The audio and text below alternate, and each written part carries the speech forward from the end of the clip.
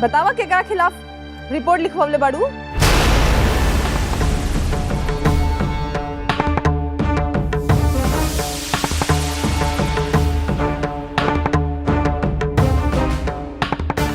दरोगा के खिलाफ।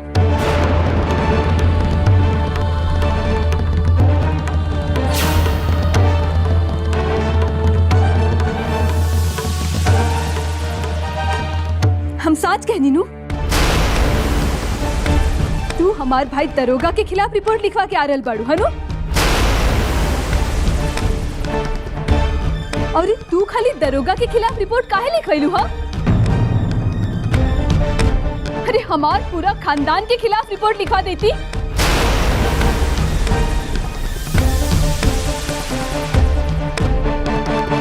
अरे तू कौना जन्म के बदला ले रहल बाड़ू हमरा से? हाँ दीदी, ऐसा बात नहीं है। तब कैसन बात बने की भौजी? आशा भौजी के बता ना दो। हाँ चंदा, का बात बा बतावा ना।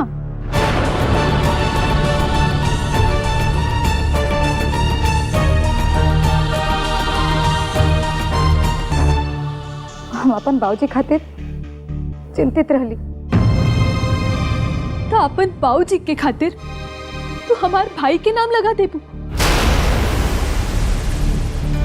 ताकि ओकर पूरा जिंदगी जेले में खत्म हो जाए।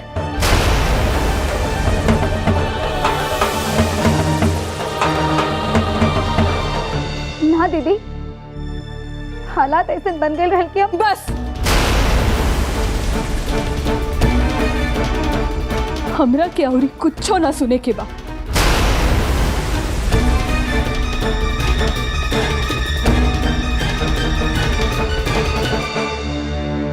अच्छा कुसुम, एक बात बताओ, तू लोग के कैसे पता चलल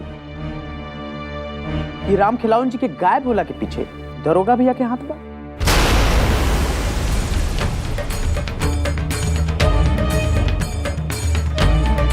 काहे कि माधव भैया हमने के घर में आग दरोगा भैया लगाए रहने। अच्छा, घर जला दे रहना। अच्छा एक चीज बताओ, का तू देखले रहू?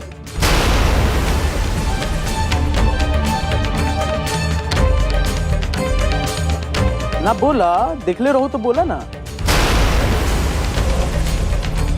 ना, हम ना देखले रहनी, मगर बाबूजी कहले रहने कि दरोगा भैया हमने के घर में आग लगाए रहने। जब तू देखले ना रहो तो कैसे तू सुनल सुनल बात पे विश्वास कर सके?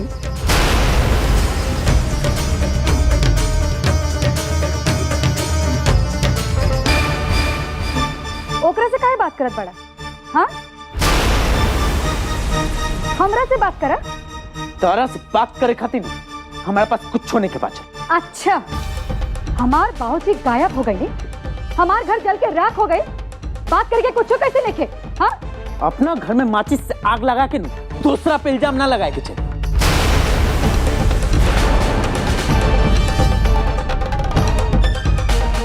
इल्जाम तो तू लगावत बड़ा हमनी लोगन पे, और तू काहे भूल रहल बड़ा? हाँ, तू घर जलावे के असली जिम्मेदार के बा? मौका कट धोखेबाज इंसान।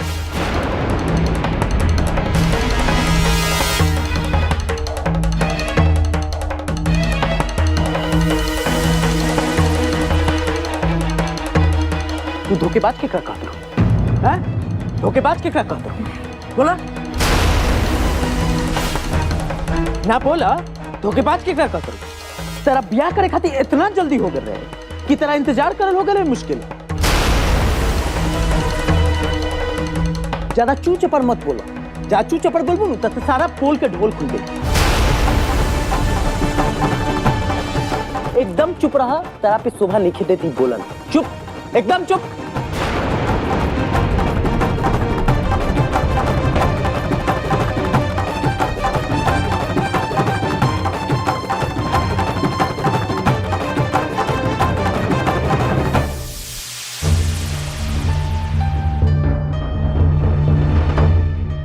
रहे दी, काहे इतना गुस्सा करत बानी? अब हर केहू के मुंह नहीं लगावे के चाही। जो हो गइल सो हो गइल। अब माथा फोड़ा करे से कुछो ना होई।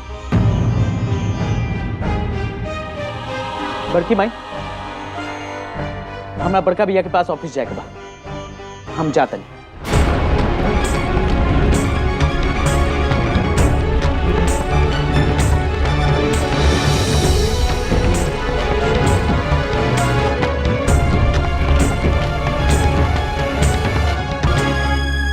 चला चला, सब लोगन खाना खावा। चला।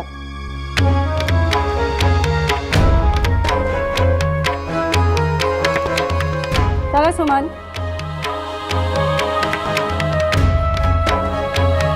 अरे भौजी, तू ऐजा क्या खड़ी है? आओ ना, चला खाना खा। हाँ मेहमान जी, हम अपना कमरा में खा ले। भौजी कैसन बात कर? चलो ना, चला खाना खा। भौजी आई आई आई आई, चल बैठी है, चल बैठ। मर्दे, भौजी खाते खाना हुआ।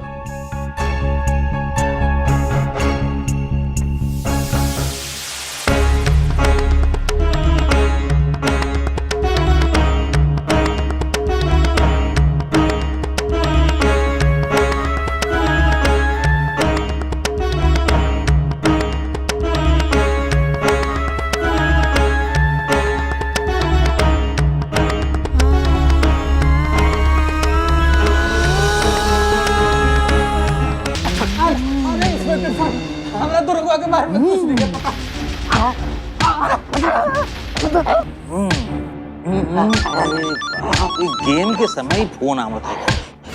ठाकुर साहब का फोन। हाँ ठाकुर साहब, कुछ भूल गए होगा थाने में। आप चिंता ना करें, हम भिजवा दी थी। कुछ छूटल नहीं है। हम दरोगा के बारे में बात करे खातिर फोन करनी था।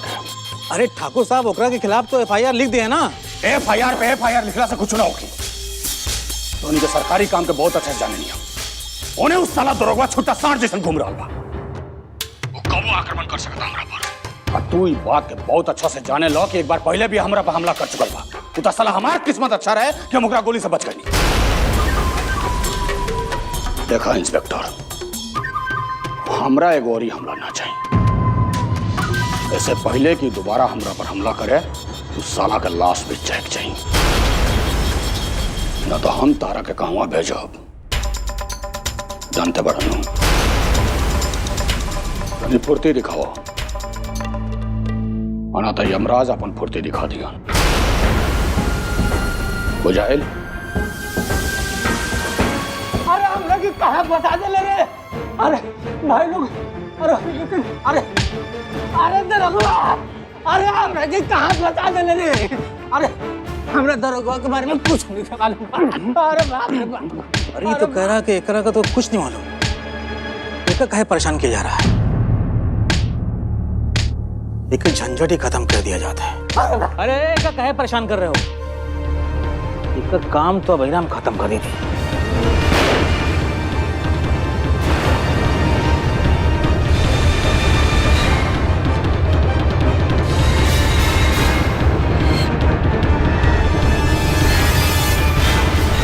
इंस्पेक्टर साहब, आप ही क्या कर दिए? ठाकुर साहब तो ठाकुर होगा अपनी हवेली का। हमको धमकी दे रहा है साला, हमको धमकी दे रहा है।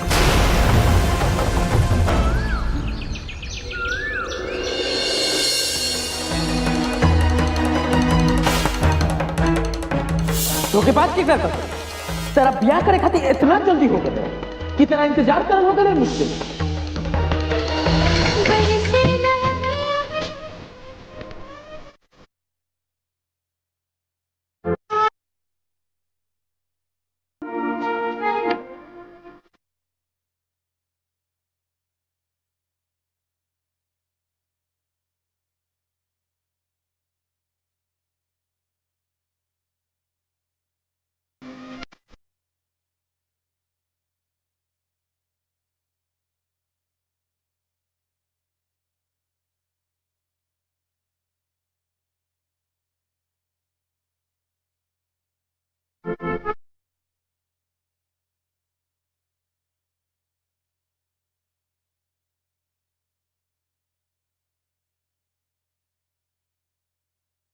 ये लड़की कहाँ लेके भागा था हमारे पास? और बांसुरी दे। हमारे से कह रहा ना कि हमारे बांसुरी ना ले। अरे तो हम कले रहे लेकिन हमारे बांसुरी हम तोरा काहे दी?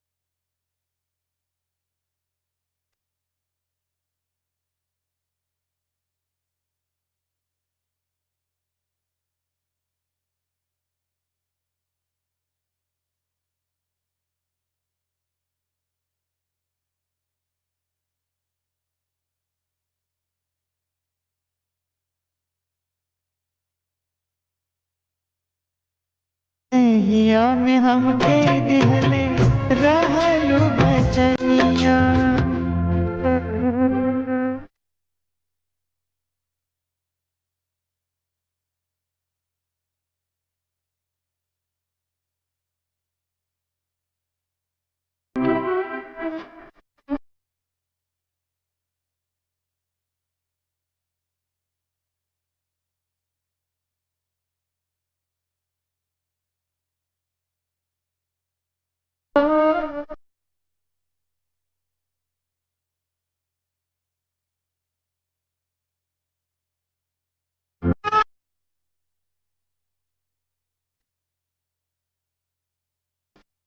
बिजली की काट जैसे ना जीना नजरिया।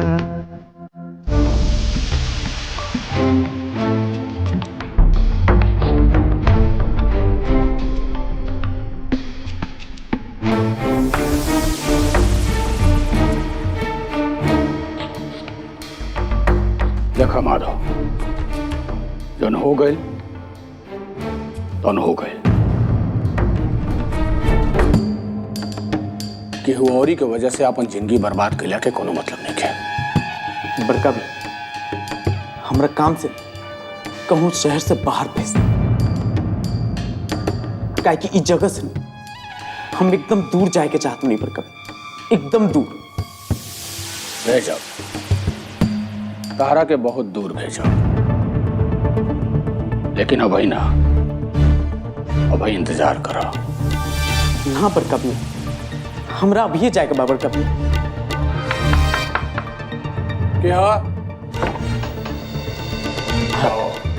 सरकार टेम्पू में माल लोड हो गई बा, बाकी यह बेरा केहू आदमी ना मिलत है जेकरा संगे भेजल जाए। बड़का भैया हम चल जाए, हमरा के भेज दा। माधव रुका, देखा बाबू, अभी तहार बियाह भइल बा, अभी कुछ वक्त अपना पत्नी के साथे गुजारो, ओकरा साथे अन्याय मत करो। देखो बाबू, तू अभी से छपरा जइबा तो आवे में बहुत रात हो जाई। बड़का भैया अब रात हो या बिहान हमरा कोई मतलब नहीं है। एक दो रोज और भी लाग चल तब हमरा कोई चिंता नहीं है। बाबू और तार पत्नी के का होई? काहे के पत्नी बड़का भैया, काहे के पत्नी?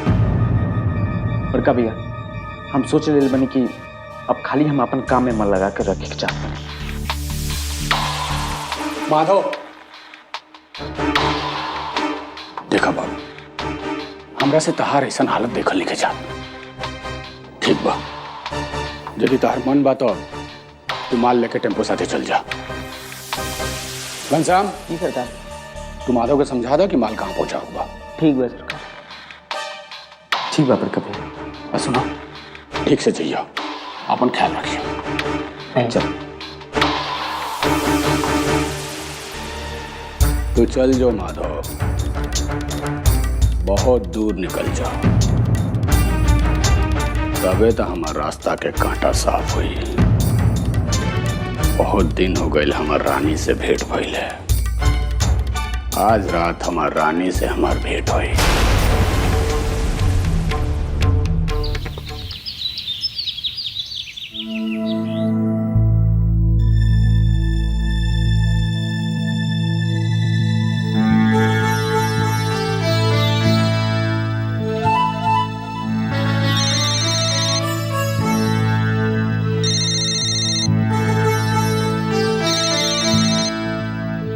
ठाकुर साहब,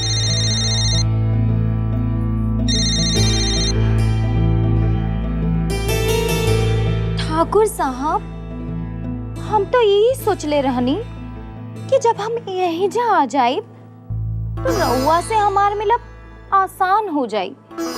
बाकी हमरा तो ये लागत बा कि हमरा जुदाई के दिन सहे के पड़ी। तार सब शिकायत दूर कर दे रानी, सब शिकायत। जल्दी हमनी के भेंट हुई। अब कैसे? कहे कि हम माधव बबुआ के बाहर भेज दिले बनी, वो अब काले आई। आज रात केहू ना रोक पाई राजा और रानी के मिलन के। अच्छा, तो हम जल्दी से तैयार हो जात बानी। हाँ, अरे हमर रानी, तहारा तैयार भइला के का जरूरत बा? तू तो हमार परी बाड़ू, परी। तू तो हमरा के हर हाल में अच्छा लागेलू। अब चली मजाक छोड़ी और जल्दी से घरे आ जाए। हाँ,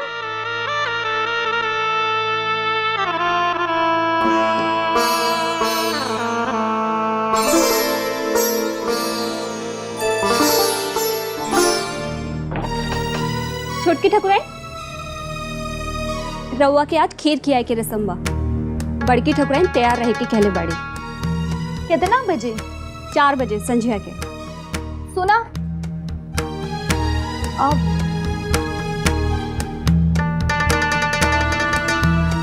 ई चंदा कहवा बाड़ी? वो तो शिव मंदिर गइल बिया। काहे? कुछ काम रहल बा का? ताहरा से जितना पूछनी उतना ही बोला। और आशा दीदी कहाँ बानी? आपन कमरा में हुईन। ठीक बा, माई से कह दिया कि हम बखत पे आ जाए। बहुत देवर दिखा रहल बाड़ू। हाँ, कब बुझाई तोहरा।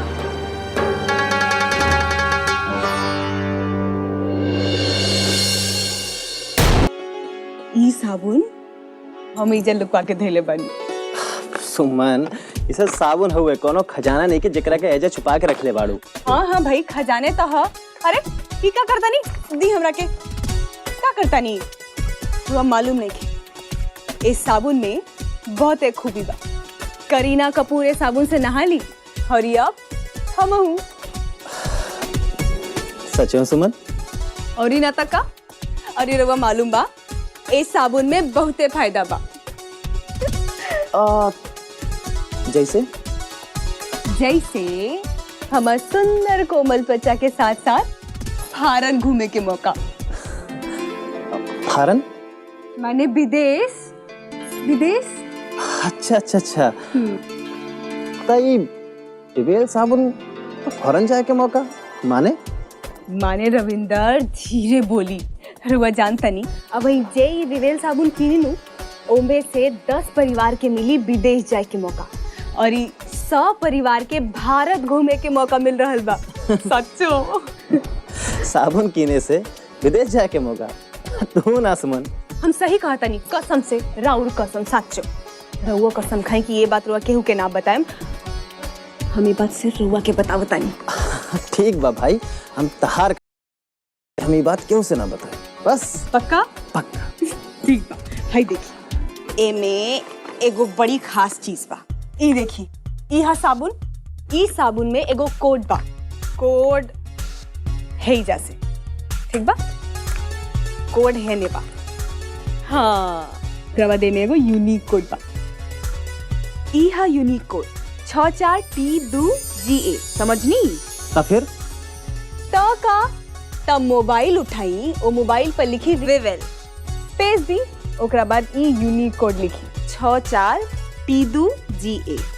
ई कोड लिखला के बाद ओकरा के SMS करी 92222281111 पर। बस हो गइल काम। पता बा हमहू इहे कइले बानी। रोज 1 घंटा उठेनी, आराम से बैठेनी, SMS करेनी आ संचित रहेनी। पता ना कब हमार भाग खुल जाओ, कौन समय हमरा खातिर शुभ होखो। हनु सब जना विदेश घूमे जाई लोग, अब हम, मनु, माई, हरी रउआ कितना मजा आई हो, बाप रे। और तहार भैया रविंदर खाली 4 जना के मौका मिला था घूमे के, तो रउआ ना जान। अरे हम ऐसा कब कहनी भाई, तारा साथे विदेश जाए के मौका तो कहीं पागल हो के जे छोड़ दी। वैसे एक बात बताई, हम लोग जात कहाँ हमारे? अरे रविंदर, रउआ पता बा ई कुली नाम तो रउआ खाली नक्शे में देखले होखे, बाकी ई विवेल वाला ई हमनी के फ्रांस, स्विट्जरलैंड और यू का कहला इटली घुमावे के मौका देता। अरे इडली ना, इटली सुमन। हाँ हाँ इटली घूमे के मौका देता। हाँ, बाकी तारा का सचो में लागत था कि तू प्रतियोगिता जीत जाइबू। और ही ना तका हम एंगन थोड़े इतना ढेर सारा विवेल साबुन किन के रख ले बनी ना। हम रोज SMS करेनी, अब खूबे SMS करेनी, तो ज्यादा से ज्यादा इनाम मिले के चांस भइल लू। हाँ। का पता कब चांस मिल जाओ जीते के। हरी रउआ के हम अभी बतैबे नु कइनी हाँ कि हर विवेल साबुन में कोनो न कोनो इनाम तब पक्के बा। तब भइल लू अपन फायदा, कोनो नुकसान होइले ही नहीं के। बात बा सुमन, तहार हिसाब किताब तो एकदम ही ठीक बा। प्रोफेसर साहब की बीवी जो है। अच्छा सुनी। हाँ। रउआ पॉकेट से हम कुछ पैसा निकल ले बने। अच्छा काहे भाई? अरे माने का विदेश जाए के बा, खरीदारी करे के बा, घूमे फिरे के बा, हसन छोट मोट काम थोड़े बा ना। भाई औरत के आगे केहू के चलेला, अब जैसन तोहार मर्जी। रविंदर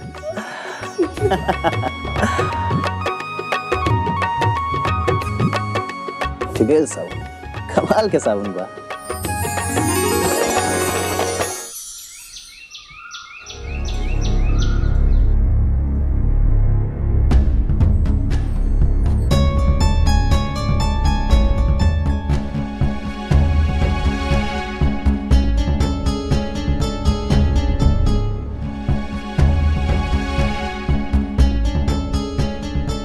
माधव फोन ही नहीं के उठावत।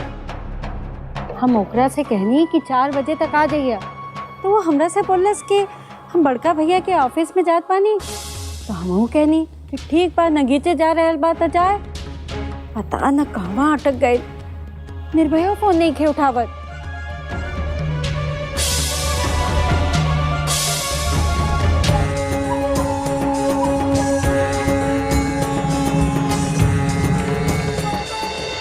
हमरा मालूम बा दरोगा कि ना तो तू चंदा के बाबूजी के अपहरण कर ले पाड़ा, ना ही उनकर घरों जले ले पाड़ा।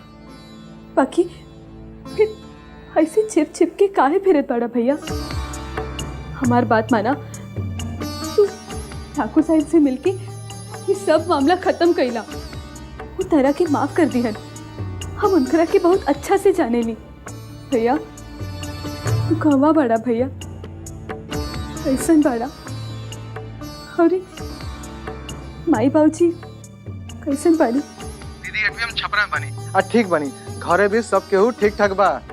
अभी हम कचहरी रोड पर अपना दोस्त के साथे बनी। भैया तू हमार चिंता जिन करा, हम अच्छा से बनी।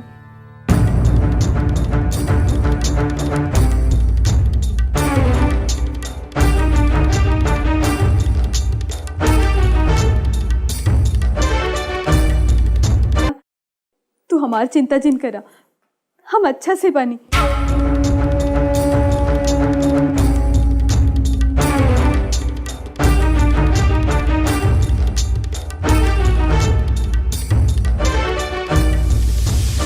जेकर मोबाइल है।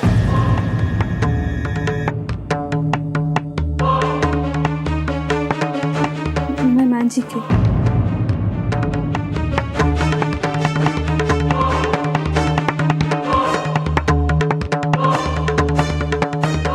रविंदर, हमरा अपना पत्नी लोग से कुछ खास बात करे के बा।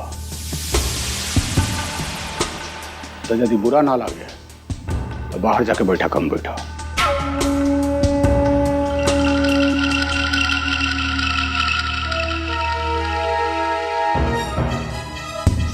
कुसुम, तुम जाके बाहर बैठा।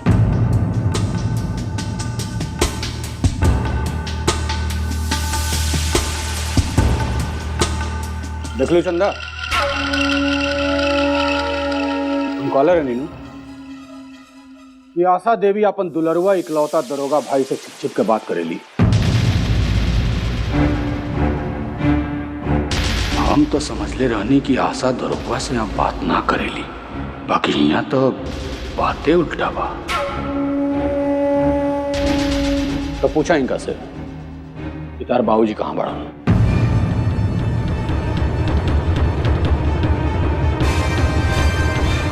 ठाकुर साहब, चुप, दम चुप। चंदा के बाबूजी का अपहरण हो गई बा, वो बेचारी इतना परेशान बिया, हमरा खुद इतना चिंता हो रहा बा। तू अपना भाई दरोगा से बोलो कि ओकरा फिरौती चाहिए तो फोन करके मांग ले। अभी बताओ कि दरोगा कहाँ बा।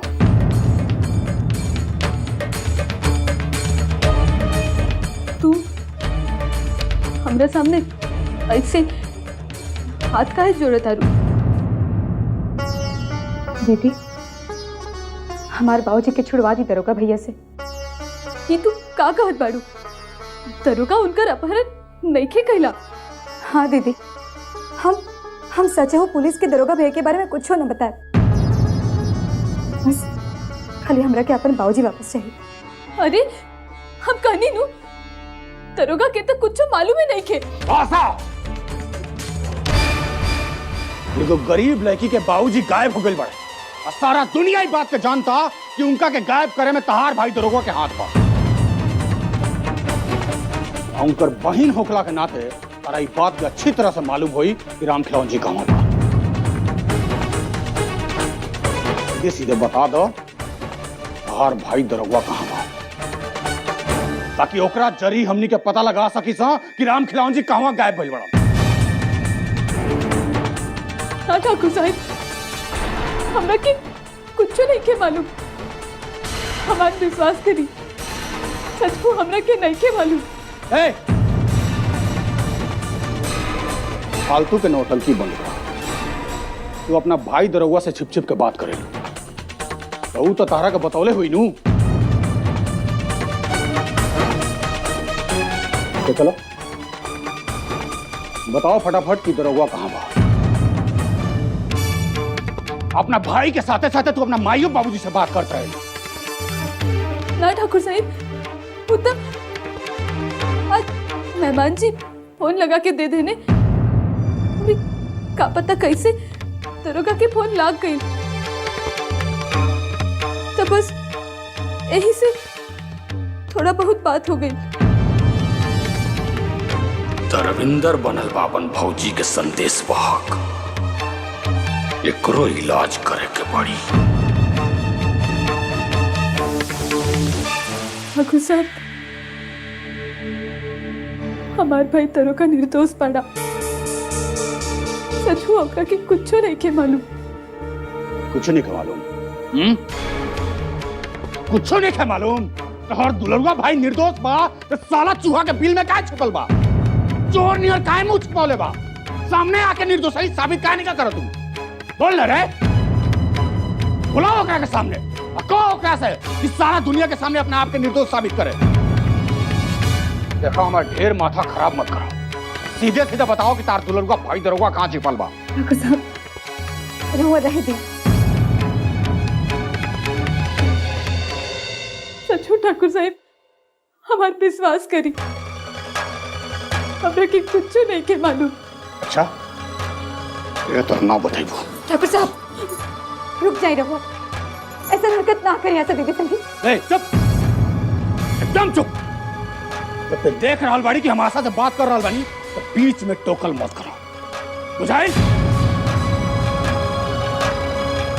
जब से ही मनुष्य हमारा जिंदगी में आयल गया, साला हमारी जिंदगी न रखोगे। हटा मेरा रास्ता, चल रहे।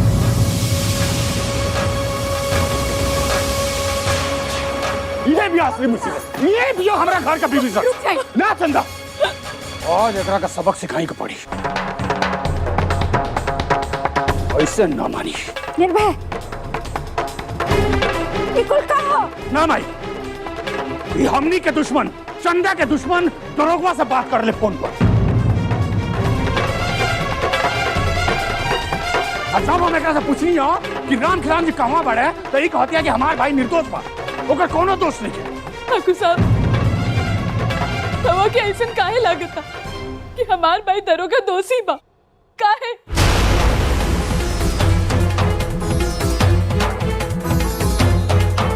ठाकुर साहब, तवा के ऐसा काहे लागता कि हमार भाई दरोगा दोषी बा? काहे?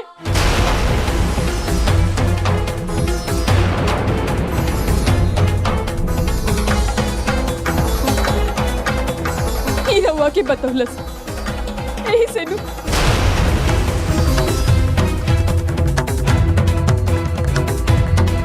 का खाली एकरा कहे से हमार भाई गुनहगार हो गए।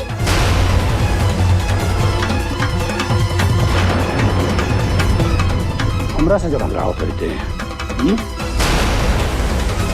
तू कौड़ी की औरत हमरा से जब लड़ेगी, हमरा से लड़बे, तू कौड़ी का औरत हमरा से लड़बे, हमरा से लड़बे, बोल ना रे, बोल ना, बोल ना रे, हाँ, बोल ना, हमरा से लड़ो तेरे, हमरा से, बोल ना रे। भाई साहब रुक जा ना भाई साहब।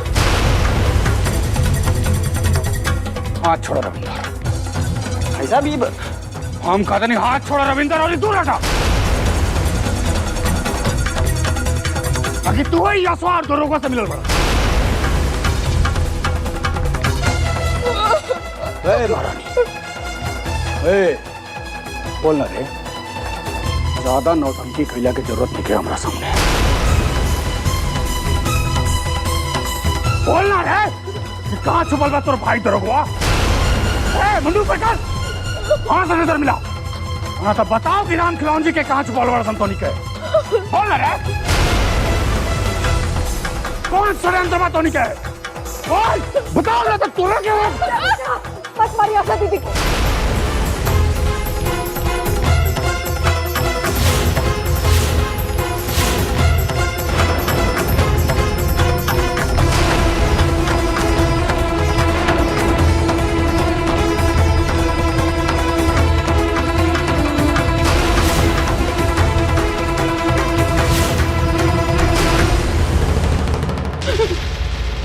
हाथ छोड़ो हमार चंदा। हमार हाथ छोड़ा, हमार माथा फिर गल बा।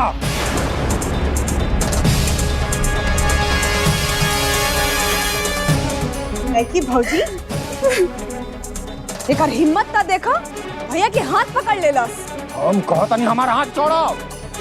ठाकुर साहब आशा दीदी के मत मारो। हम कहता नहीं हमारा हाथ छोड़ा। रखे विश्वास बा कि यदि आशा दीदी के नहीं मालूम कि दरोगा भैया कहाँ बाड़े, तो विश्वास करी ठाकुर साहब कि दीदी के सचो नहीं मालूम होगी। हमरा से जबान लड़ाओ तो एक बार में कोई बात समझ में नहीं क्या हुआ। हम कहता नहीं हाथ छोड़ा तो हिम्मत कैसे बढ़ रहा है?